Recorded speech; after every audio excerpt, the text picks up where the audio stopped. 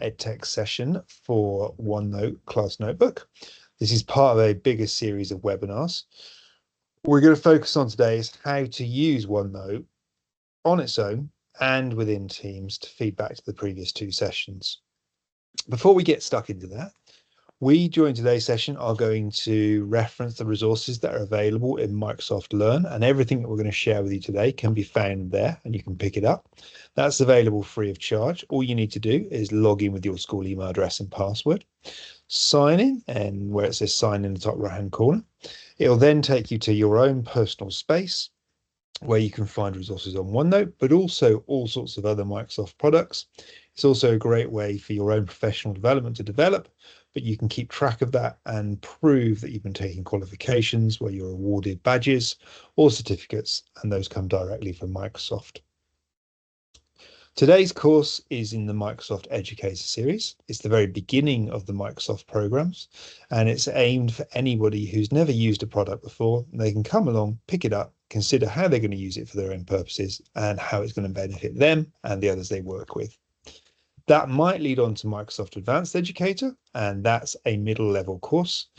That this year focuses on Teams and even deeper use of Teams, but also transferable skills called 21st Century Learning Design. Microsoft and Turn On will launch the courses for the Microsoft Advanced Educator series in November of this year, and they will run across to 2025. If you are tasked with a change project in school, or actually you're really passionate about technology and you want to take it further and help others around you, be it in the same school, or if you're in a trust, schools in the same trust, or in a local community, you can apply to become a Microsoft Innovative Educator Expert. That's somebody that has a real passion for technology and will be looking at ways that it can improve others' lives, not just their own. We today are going to also think about the Turn It On EdTech training pillars. So everything we do today is on 4 pillars, and that's around accessibility to try and improve equal access for everyone. Also engaging and enhancing someone's experience. That's making life easier, not more complicated. It's about finding ways to be more productive and work more efficiently without it increasing your workload, so the technology helps you and it complements what you've got to do. And making the most of the data that's available in M365 that may link out to other apps that you have in school, and how that can inform you to make better decisions, but also understand what's happening with maybe the class of pupils or students that you've got using Teams with you, or how colleagues are interacting with that technology. Back over to today's session. So we're here to look at OneNote Class Notebook specifically, but OneNote itself is a really useful tool for teachers anyway. I would tend to use it for making notes in meetings, planning lessons, sketching and doodling. I've got a stylus enhanced device where I can do that. I know not everyone's that fortunate, so OneNote's still as useful even without a stylus.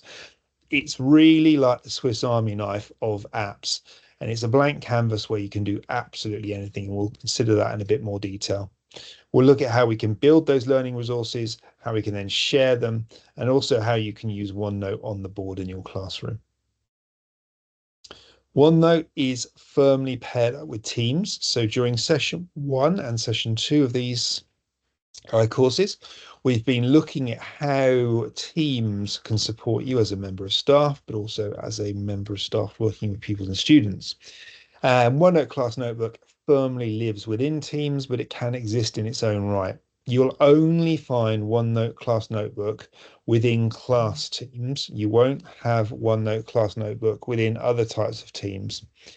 So if you've got a staff team or a PLC, you get standard OneNote, but it won't have the teaching and learning features that you have in OneNote Class Notebook. And we'll look at some of those and exactly what they can do for you. As we touched upon in the previous session, your OneNote can be created in different ways, but most likely you're going to have some sort of sync software which will link up with your MIS system. It'll pick up the staff that are employed and also the people, the students and the classes they're in, and then it will help to create a OneNote that reflects that within the team. If you haven't got that as an automated process, you can use templates if you set them up, Or you can simply create a OneNote from scratch and choose the sections and it will populate, and then you'll have it set up for the pupils that you're working with or the colleagues that you're working with in school. It makes different sections and pages, and we'll talk a bit more about analogies to be able to understand that a little better very soon. So OneNote itself is organized in a way where you can file almost anything from text on a page to scrawls from inking through to videos, audio clips, you name it, it can be organized in OneNote Class Notebook and OneNote. OneNote Class Notebook is designed to be your day-to-day teaching tool, not the other areas of Teams we've considered during session 1 and 2. It lets you get directly to the pupils or students you're teaching, see the work that they have, be able to review that, feedback, but it doesn't have to be exclusively used. The best teaching examples I've seen are where technology is a supplement and enhancement to traditional teaching methods, and the pupils and the students know when to take it and use it to their benefit. It's not the be all and end all. You're not living in it all day long, and that's not what we're suggesting through these sessions. We're trying to show you what it can do, and then for you to decide which pieces of that technology would better serve you, whether it's working with the parents and the pupils you've got, or whether you're thinking about your staff and they need some training, or just the technology that you have available to you if you're beginning to roll this out for the first time. Just going to stop sharing that and break out and move across to the other teams that I've got available here. But while I do, I'm going to go back and I'm going to check if there's anything that you have asked me in the chat. So feel free, as I said, to ask questions if you like. If there's anything you'd like me to clarify, I'll go back and revisit. I'm more than happy to do so. Just pop it in there and I'll pick it up at any time. Just syncing up with the platform, so it should come over. It's being particularly slow today. Okay, that should be displaying for you any second now. There we go. So Teams itself, I'm using in the Microsoft Edge browser. You can use it as the dedicated app, as we have done in previous sessions. If you need to get to Teams in the browser, you can simply go to www.office.com. And then depending on whether you've got a new type of technology in your school and you've got everything synced up, you either open the browser and you'll be signed in, and you'll see that because your badge will appear up here in the top right hand corner. Or if you're presented with a login page, you simply enter your email address as your username and your password, and that's the same one you'd normally use to get to your Outlook emails. And then you're either going to arrive at this landing page or you're going to go to an online version of Outlook. You can get all of the apps that we're going to use today from the app launcher in the top left-hand corner. And in there is Teams, but there's also OneNote, and that's to the left. If you want to use OneNote, it exists as its own example here. It's an app that will sit as a tab in the web browser, and you can use it on its own. But today we are going to focus for using it within Teams. So I've already opened up Teams here, and I've got my different types of teams. Along the top row, I have my class teams, which are focused on teaching and learning or pastoral care. And then I've got my different types of Teams functions I'm involved in the bottom. Depending on your role and your job within the school or within the trust, you'll see varying amounts of these teams, and you're only enrolled into the ones that you need to be involved in. And if you start to see a lot of these building up, it might be that the permissions have been assigned for anyone to create a team as they wish. And that can get overwhelming and it can get really difficult to navigate. So it's best if team creation is locked down to a select few people and it goes through a request process. So we dip into a primary class team, and in this primary class team, over in the we space that we were looking at in session 1 and 2, we need to go to classwork, and above classwork, there is class notebook. That is OneNote class notebook. If you click on it and you've been using it previously, it will come into the welcome page, and what you will see is OneNote class notebook, and you can go ahead and use it. If you haven't set it up previously, if I go across to a intervention class that I've got here, when you come to class notebook itself, it will look a bit like this. You click on set up OneNote class notebook. So you might have to do this at the beginning of the year, or if you've been assigned a class team since a change and you've got a new Office 365, then you'll see this as well. If you do have existing templates, you can go from existing notebook. If not, it's blank notebook. And then within the blank notebook, you'll be able to choose next. What it's explaining here, I'll give you more detail on in just a moment. You can choose the sections you'd like to have for each pupil or student. So I often change these and I don't want handouts. So actually I might have classwork, or I might have subjects. So I can change this as I want. And then I press create, and it will go about making those sections for every single pupil or student I have in my class and giving me the teacher sections that I will own. Today, I'm running this training from a teacher account, so you will see everything from a teacher's perspective. But as we go through, I'll explain what it'll look like from a pupil or a student's perspective. So I'm going to jump back into my primary classroom. So mostly primary schools here today, but we will go and have a look at a secondary example towards the end of the training. The best way to think of OneNote Class Notebook or OneNote is a lever arch file or a ring binder. And within there, traditionally, in a physical world, you'd probably have dividers that are pieces of card or plastic, and they'd have tabs on them, and you could write on those tabs exactly what's within each section of the folder. Well, OneNote works in the same way. So if I expand what looks like a set of books on a bookshelf here, it's the navigation tool, we've got sections down the left-hand side. They're like those dividers with the tabs, and they're all labeled up to tell you what's within each different section.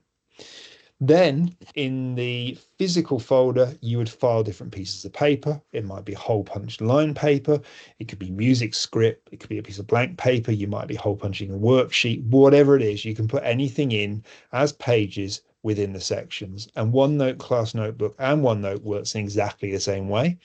And it allows you to gather things as you want them, unique to you, and get them in a way that makes sense. We're in a class team today, so we're looking at OneNote Class Notebook with all the teaching and learning features, and it's a bit squashed because I can still see all of the team's features over here on the left. So what I can do is I can go at the top to what's called the expand tab, which looks like a set of diagonal arrows. If you click on that, it will cover over or overlay the team on the left hand side, and it'll give you more space to work in. Now, OneNote Class Notebook has absolutely revolutionized the way that I work, not because I use it all the time with pupils. I probably don't in most of the schools that I'm in. We've got one set of laptops that we share and we have to book. So I'm lucky if I can get them for one lesson a week or a certain project.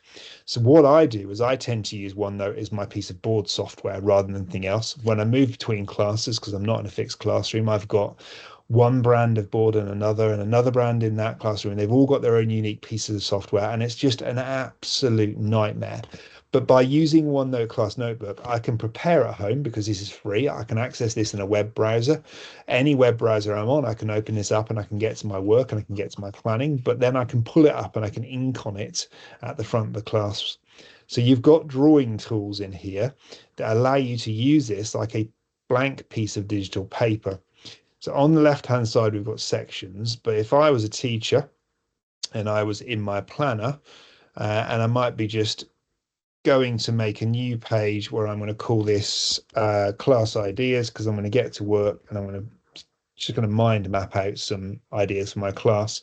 What I can do is I can use the drawing tools and I can say, okay, so I want a circle in the middle where I'm going to put my main area, and then I'm going to have all of my arms going out from my circle, and I can just map this out on the board. This could be an exercise I do with pupils in class, and then I can start to write next to each one. Well, if I don't want to write in the sense of using the tools for drawing, I can go back and I can use traditional methods, so I can type on the board, but I've got my tools there. And I do this when I'm teaching. I will put everything that I'm doing, instead of in the board software, in OneNote Class Notebook, which means after the lesson, if I decide to make it available, all the pupils that I've been teaching can then go back and refer that. And that's really helpful for things like homework. It saved me so many inquiry calls from parents that are confused because the pupil can pull up what we were doing in class that day.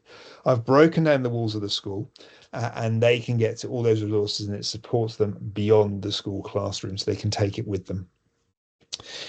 That leads me on to coming back to the sections on the side here. You've seen a little bit of teachers only, but what you get when you create a OneNote Class Notebook is you get several predefined sections. As I said, I'm in here as a teacher today, so this is very much teacher view, and I'll explain and just to tick exactly what you'd see as a pupil or a student. But you have a collaboration space, first of all, and that was what was listed out when we went through the creation sequence. The collaboration space are areas that are available to you as staff but also the pupils and students that you teach. So here at the beginning of the year, we were creating a class charter to say exactly how we would behave towards each other in the real world, but we were just getting it captured here in OneNote class notebook.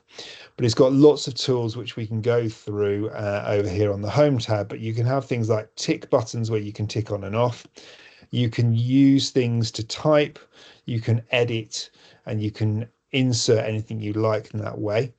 So when you've got insert here, you've got various different things that you can insert. And as I said, you've got your draw and your overtype. So if I go back to here, so I could say, look, I'm going to tick this, I'm going to untick that, and I can interact with it on the board.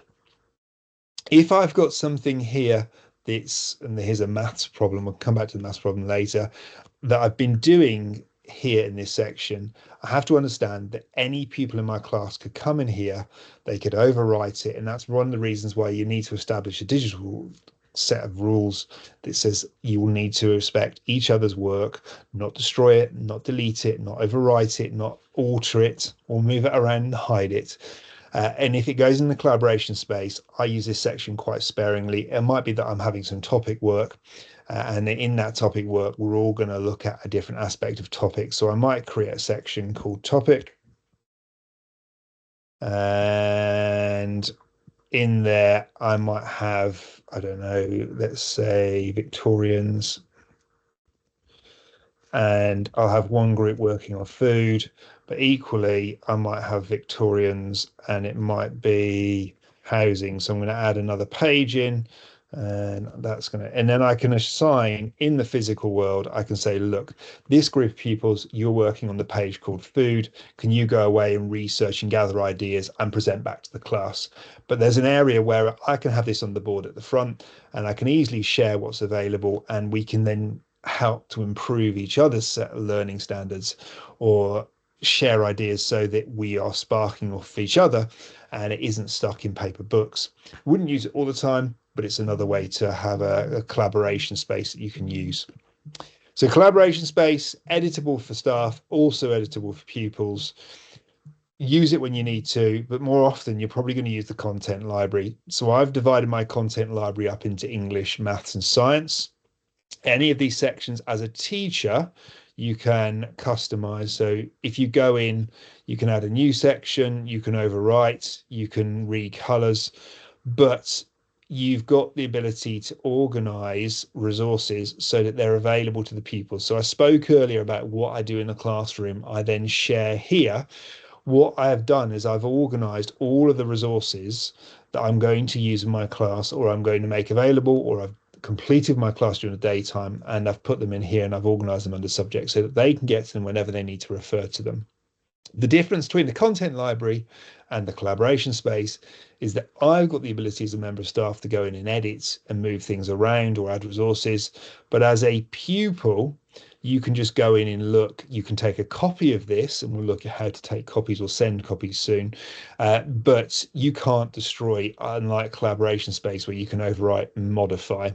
So content library tends to be where I'll put most of the resources that I want pupils to get to, either during the lesson or after the lesson, to consolidate the learning. Because I'm in as a teacher, I see the teacher only section, but the pupils would never ever see teacher only. It's not available to them. They don't get it. They would see collaboration space and they would see content library. In teachers only, I've got myself a section here where I've got some work for my tutor group. I've also got my reading. So I've been doing some quizzes with my tutor group. I'm organizing a reading club to start, and I've got some maths work I'm preparing here that's going to extend the shapes work that I've already put into the content library from last week. This can't be seen by the pupils at all, and it's entirely private to me. So it's a space where I can work uninterrupted. I can do my prep. If I've got a bit of PPA time, if I ever get any, I can get my resources and put them together in here. And then when I'm ready, I can either get them out during the lesson, I can use them on the board, or I can share them and I can send them to pupils. And it's really for you to think about how it would work for you. A lot of people that come to OneNote Class Notebook start with the teacher only section because they can say, well, okay, I'm going to do some planning. And my planning might be its ideas for my class, or I might be making notes about my marking. And in here, I've been doing some work with bits of paper, and I've put some sheets in that I'm working on as worksheets, and I've also been doing some audio recordings, and it's whatever you want it to be. Now you can see from this, it's not a blank page. You can adjust and amend and do all sorts of things. So it's a good opportunity for me to come back in just a bit and take you through the options at the top. But before we do, we'll finish these sections on the left-hand side. Down here, I've got a set of very suspicious looking students that are working with me, and they each have their own individual area for their work. So if I went into David's area, there's a section where David can place his homework if we're using OneNote for homework, but also they can organize their English work, topic work, maths and science. And those mirror in many ways, or I've decided it's going to mirror what's in the content library.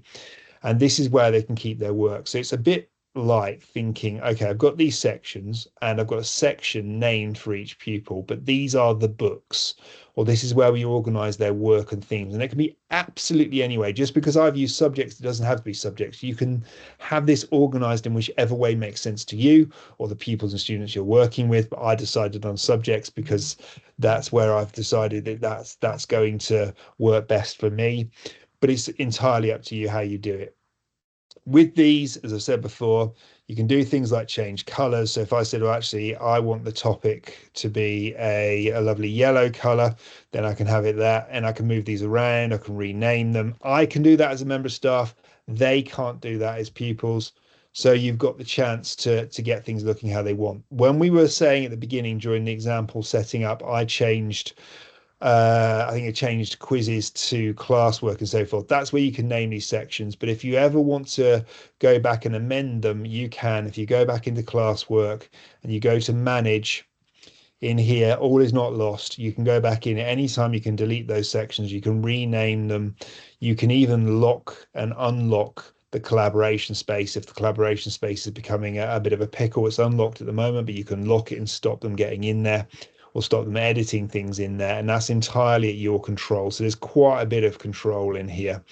For the pupils and students, they only see the folder with their name on it. They do not see others in their class, and they cannot access and view others' work. It's entirely private and personal to them. Before I go through the options on the pages and the tabs, I'm just going to go back and see if there's any questions, or if anyone would like to unmute and ask any questions, feel free to do so. So how are the different teams set up? Okay, we've covered that in depth in session 1 and 2, but simply if I jump out of a team a moment, and I'll show you that before we carry on. So if I go back to teams, here in the top right hand corner, we've got join or create team. When you go through an IT project, very often you assign permissions for who will be able to join or create a team. So if I went to join or create a team, I can either create because I've got the permissions and I'm an administrator, or I can join a team, and that's where you get a code to join. But as we were saying at the beginning, a lot of this is now done by a sync tool that will link up with your MIS data and then pull through into M365, including your teams.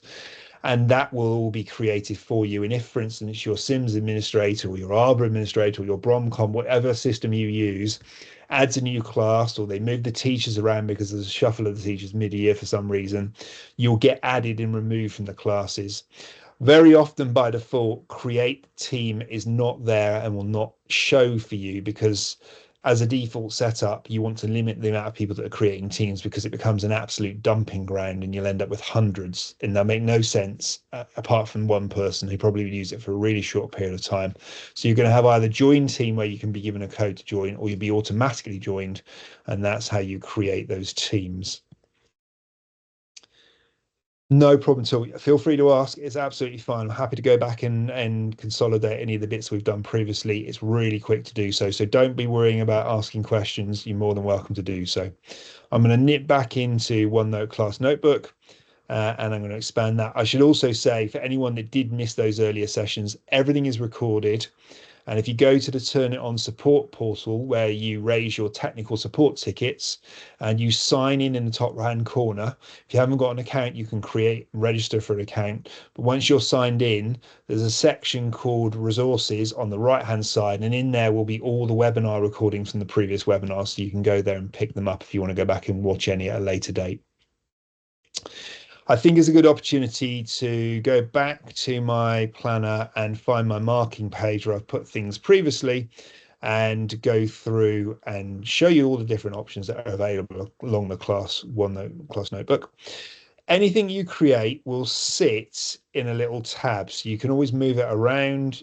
You can edit it, so I can grab it and I can move it about. Also, if I want to, I can right click over it and I can cut it, I can copy it, I can paste it out, I can resize it, I can move it. It's almost anything you want to do. You can also delete things. So if you just press the delete key, it will get rid of it. So there's lots of scope to edit this as you see fit, and get resources in there. So you've got the ability to get absolutely anything onto a page. So let's start with home. Home is the tab up here that you land on. It's got probably the options you'll be most frequently using. It's got your all normal things you'd have in Word or PowerPoint and so forth. You've got your bold, your Excel, you've got your bullet points, your indents and so forth. You've also got your styles, but over here is one of the newer things, and that's a tag. And that's where I got, for instance, the tick boxes, because it's a to-do.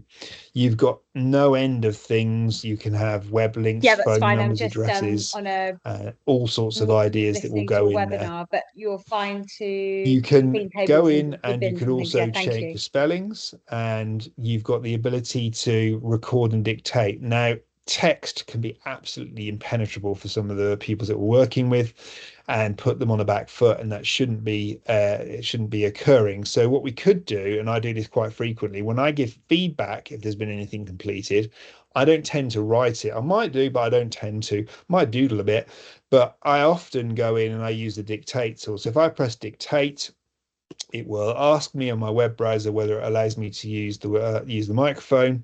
This should behave itself. And then if I press dictate, it might not like it. You can see I've got the dictate at the bottom, and what it's doing is it's allowing me to dictate on screen, and then all the text that I am speaking to you is suddenly appearing in front of me. Full stop, new line.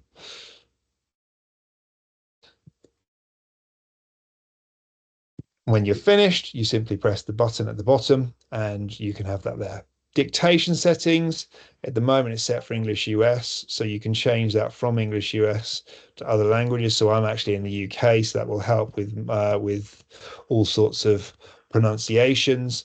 And then when you're finished, you've got your text on screen. So I could do that, and it's quicker than me typing that because I can quickly give feedback.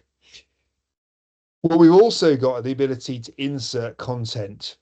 So you can insert a table, you can insert files. If you've got other resource platforms you use, maybe they have worksheets for you, there's absolutely no point reinventing the wheel. So I picked up this worksheet here from another source. And on that worksheet, we've been looking at some shapes and how to calculate the area of shapes and the volume of shapes. But what I don't want to do is spend hours of my time making this up again. So all I've done is I've gone to insert file, and I've got insert file from printout. I found the PDF, and it is printed a copy of the PDF onto the surface of the OneNote for me. And then it's available for me to ink over the top or annotate or type on. And the same could be true for pupils. All you got to do is click on the dotted line. You might say, what's your name? And then you can type your name over the top and you can type it in there. If you don't want to do that, what you can do is you can insert a file directly. So insert a file attachment. And that is where I've got over here the file on the page about explaining how to calculate shapes. I've just popped it on the page, and then when I click it on the page, it will open up and I can view it from the OneNote page. And I haven't got to go anywhere else. I haven't got to go looking for the file section in Teams. Everything is here in one place. There's pictures as well. There's someone drowning in a pile of paper, because we often are at school. So pictures, you can upload one from this device, you can take a picture from your camera, or you can search from the web, and a little tab will open up and you can search from the web right here inside of OneNote, and you don't need to go out. You can insert links for websites so that you can click on the link in the page. There's none of that browsing for links. Simply click on the link in the page for me, and it opens up a tab in a browser, and the pupils are away. There's no distraction, no lost learning time. Everything's here. Loop components are fairly new, but with loop components, what you can do is you can capture different elements of text. So if you want to make a task list, you could click on the loop component of task list and it will pop it on the page and it will add it in there. Audio is extremely useful, and that's what I've been doing up here. I've left some audio feedback. So if I click on audio, it's now got my audio recording appeared down here where I have my cursor, and it's recording what I'm saying. And at the top here, you'll notice that underneath the audio tab, I've got stop because at the moment it's recording. So if I press stop, it'll have recorded everything I said from the point I started that recording up until the time I've stopped. So if I then click on it, I can play it back by pressing the play button at the corner. So I tend to not even dictate my feedback to my pupils. I tend to leave them an audio recording. And then what we're in the habit of doing is having a dialogue about the learning. So what they do is when they come back to insert, I've got them in the habit of inserting an audio recording. So they come in and they leave me an audio recording back if they want to say something back. And we have a dialogue until the point we conclude if we don't see each other in class. And it's another way of communicating with each other. It's a really useful way to get some sort of feedback going without having to have written text. You've got other lovely things in here like stickers. So if you're in a primary school, particularly if you're in a younger class, you can drag stickers in. So it might be that you're looking at cactus, or it could be you're looking for more of a fun tick or something. So you could say, look, I agree, that thing there is correct. So we're going to pop them in. And if I get them out of the way, we can grab that and resize it. So we can go, okay, that's a bit big for my page. I think what I'll do is I'll make that smaller. So I'll make that a little bit smaller. And you know what? I didn't intend to have the star. So I'm just going to keep the tick. And I'm going to say that piece of work there is a definite tick. And I like it. It's correct. You've got other things that you can use. Emojis can be on or off, but they are a education set of emojis, so there's nothing offensive that's going to upset anyone. You've also got add-ins, but that's going to be something you'll come to at a later date. But you can add other programs in. There are useful things like symbols that you might frequently use, and there's more symbols to bring in there, so you can use those, particularly useful if I'm doing things on the board around maths. Maths Assistant, if I go across to my page. No, in fact, it was in collaboration space. I think I left it. Oh no, maybe it wasn't. Maybe it was in content library. Let's open up content library and go to maths. No, it wasn't. Where did I leave it? It might have been in learning. No, it's not there. Let's do make a new one. So in maths, I could have a page in doing this. That's another one in page in, and let's call it calculations. And what I can do is I can go to draw, and if I'm going to draw on the board, I might say it is 4 take away 2 equals. Nice and simple.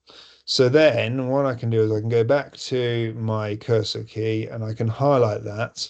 And what I can do is I can go to my insert and I can go to Math Assistant. Math Assistant's available from a few places, but what it does is it picks up my scroll from the board and it will say interpret it. Now I can ink that, so I could ink that in and that can become an inked thing.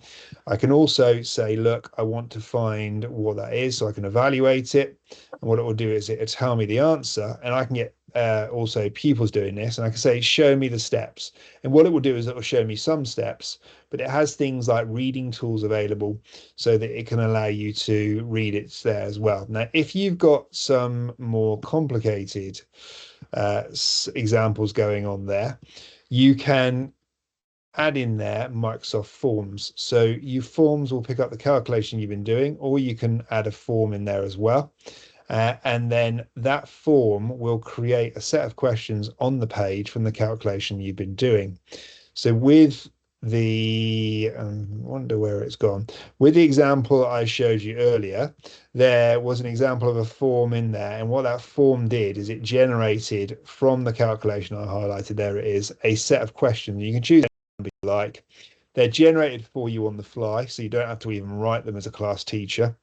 And it will also know what the correct answer is. So you can say to the pupils, okay, for those of you that are running with this and you've got it, can you do the questions in your book? And then as an extension, or maybe you're using this online, can you have a go at those? They go through, they tick the correct answers for however many number you've chosen, and it submits and it auto marks and it's answered for them. And you haven't then gathered yourself additional marking to do after the session.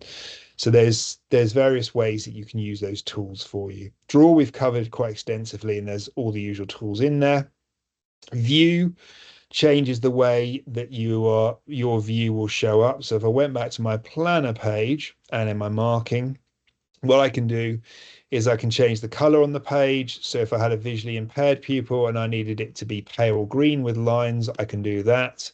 If I needed the line density to change, so the lines were closer together, then I can do that as well. So I can adjust the backgrounds to suit exactly what I'd like it to be, or I can select none. There's very few differences between OneNote that's available on your Windows computer and online, but one of the very, very minor ones would be the number of backgrounds and ruler lines. On the desktop software, as it currently stands, you can get more customization than the online version, but that will change in the near future because Microsoft are getting rid of all the multiple versions and just creating one single version.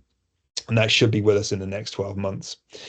If you've got EAL pupils with you or auditory impaired, you've got captions as well.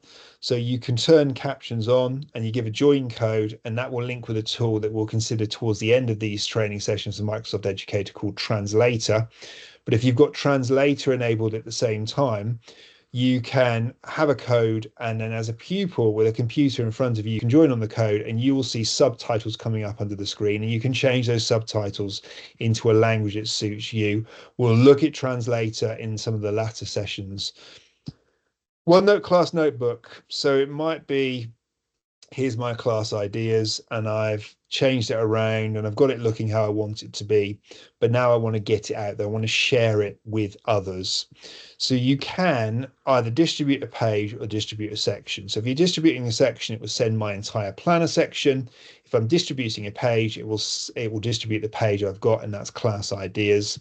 So I click on distribute a page, and it can be an individual or it can be a group. So if I clicked individual, and then up will come the individuals in my class. There's lots of scenarios where you might do this, and that could be that you've got a pupil that is needing to go back and revisit something because they haven't got what you're teaching, or you maybe need to extend. So I might say, look, Freddie is absolutely storming ahead. So Freddie, have a go at this class ideas, add some of your own ideas. I'm going to pop it in your topic folder and I'm going to distribute it out to you. And what that will do is that will send digital copy out to Freddie, and then Freddie will end up with a copy in his folder over here. So if I come out of teachers only and I go to Freddie and I go to his topic work, in topic work, I've got an untitled page where he started doing some work in April, but I've also got a copy of the class ideas.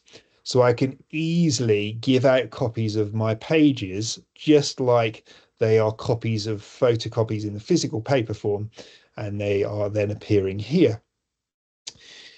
You can also do the same if I go back to out of Freddy's and go back to not collaboration space, but my teachers only area. And in the teachers only area, I'm going to go to planner again, and I'm going to use the class ideas.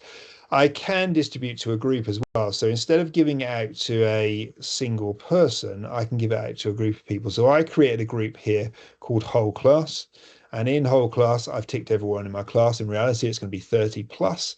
Anytime you can edit that, you can change the name of it. You can tick or untick those that are in there, but I'm going to lose that there. You might have a group called extensions. So you go to new group, you give it a title, you select the two new, and you might say, look, these are my extension group for this topic. And I'm going to save that. And then once I've got it saved, I go back to my groups. An extension group is who I want to give that sheet to. I go to next. I want it to go into their topic. I press distribute, and in the same way, it flicks the paper out there.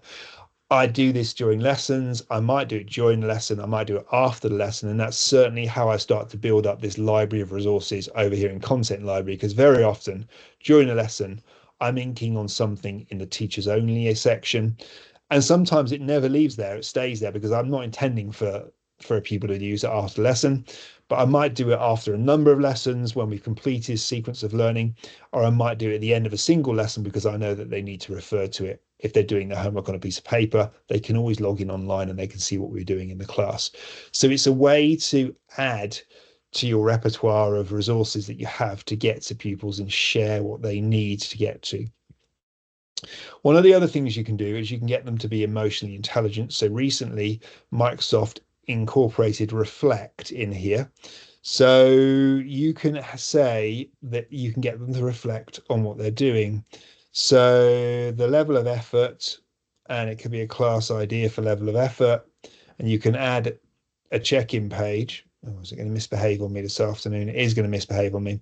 What it should do, oh, there we go, no, it has it. It's added a URL where you can go and you can click on there and they'll get presented, and we'll look at Reflect in a bit more detail, but you get presented with an emotion emoji almost, and you say how you are feeling about the task, and then I can get a pictorial version of just exactly how people are feeling and how they've struggled with it or they've succeeded it, found it too easy, maybe I've pitched it too low and I thought it was going to be a challenge for the class and it hasn't been.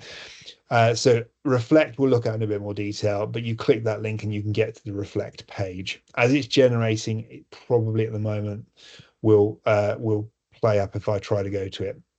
So here you can add and remove pupils as well. So if you've got someone that's not respecting what you've said, you can take them out. But if you need to review work and you need to mark, it's quite easy. You say, look, I want to go and mark all of the English. I'm going to go to next. And then it will show the pages that has some English available. Topic work next. I'm going to come up with a topic work. There's my class ideas. I go to next.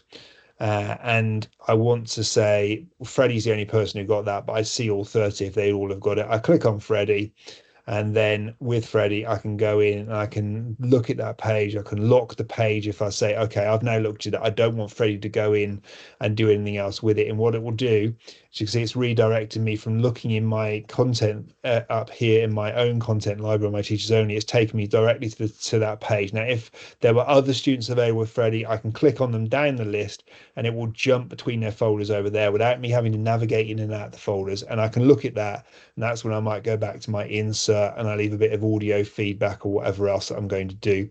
So there's lots of different ways to use it, but you just need to think about where is going to be right for you. So back to class notebook on professional development.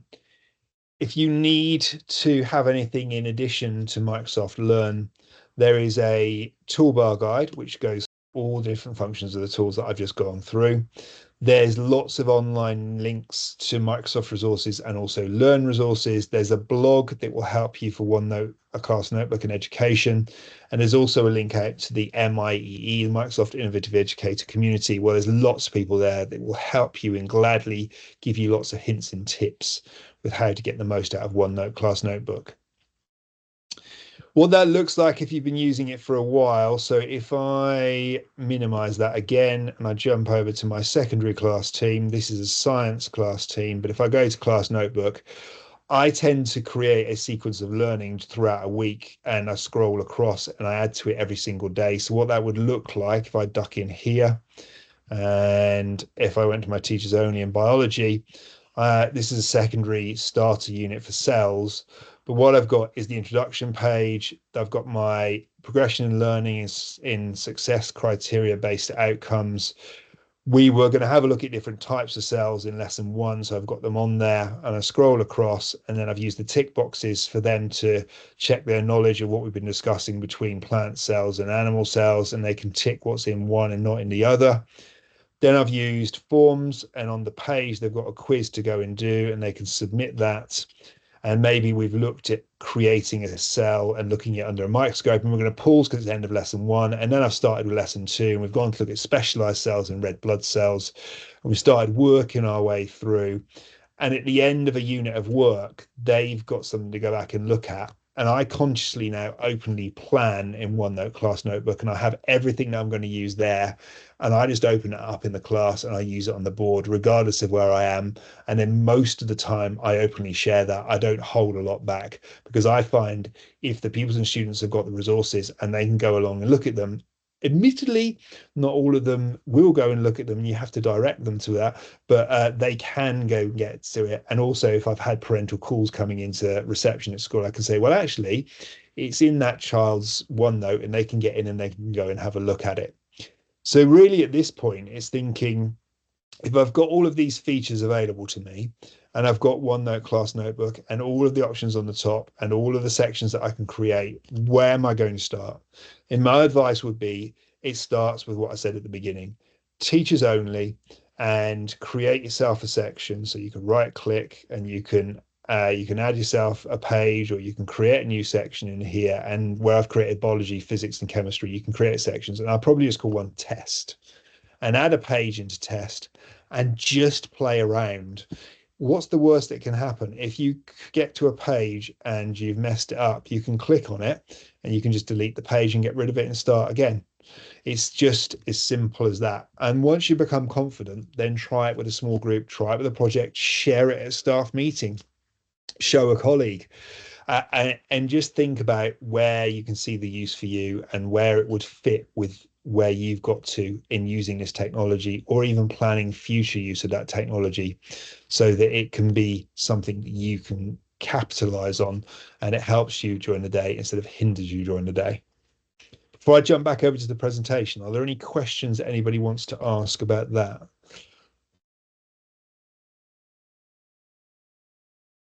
No? Okay, I'm just going to jump back over and we'll conclude things for today. So I've mentioned at the beginning Microsoft Learn. Microsoft Learn is the font of all knowledge and where we are basing all of our training today. There are two really good courses in there. The first one is Getting Started with OneNote. That is 101 for OneNote. Go to Microsoft Learn and have a go at that. And many of the elements that I've stolen for today are in there. If you are teaching and learning focused, you're a teacher, you're an LSA, whatever your role is with supporting learning, then have a go at OneNote Class Notebook, and there's a Teachers All-in-One guide for students. That's also really useful.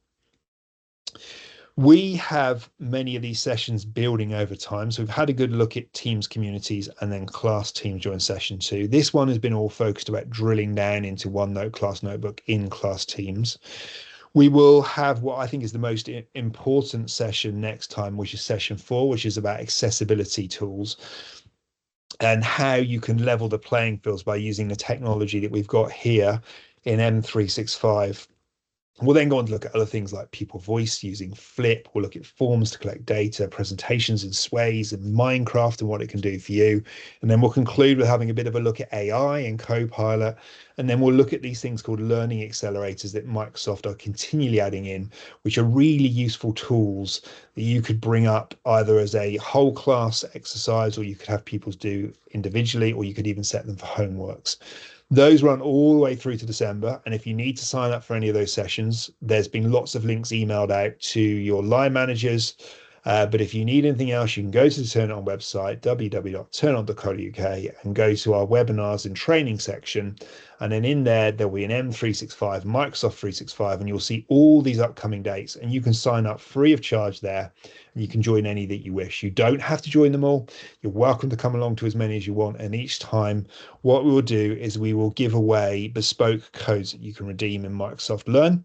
And those reflect anything that you've been studying with me. So today you'd get a code that reflects you've been looking at OneNote, and that will support you in reducing the amount of work you need to do if you want to get your Microsoft Educator qualification and badge. It means that you haven't got to invest as much of your own time because you've already given up some time to come along today. Where that goes is you go to the web browser, you search for Microsoft Learn, you sign in. Once you've signed in, you see something similar to the version in the bottom of the left-hand corner. Microsoft is continually moving this around. But what you would do is you go to the avatar or your little person outline in the top right-hand corner. That would take you to your own achievements page. And on the left-hand side, there is a achievements button underneath Q&A. Then in the middle of that page, there'll be a hyperlink which says redeem your code now. That will then bring up the screen on the right-hand side. And on the right-hand side, you'll get a box where you can redeem the code at the top, X9L666. That code will remain live. It's not going to be shut off. So if you're watching this as a recording, you can still redeem it and you can still get accredited with the learning in Microsoft Learn. Lots of events always coming up. Microsoft are prolific with the education sector, so they will end up posting endless amounts of events. Coming up soon will be E2 Education Summit. There will also be Microsoft Educator community events. So keep checking various social media platforms. We also have LinkedIn, we have X, and we have Facebook, in addition to sending emails directly to you. What's at the end of this you need to think is, where am I going to start? What's the small step I'm going to take to get started? If you need to follow up at all, you can email office@turnon.co.uk, or I'll be here for questions at the end.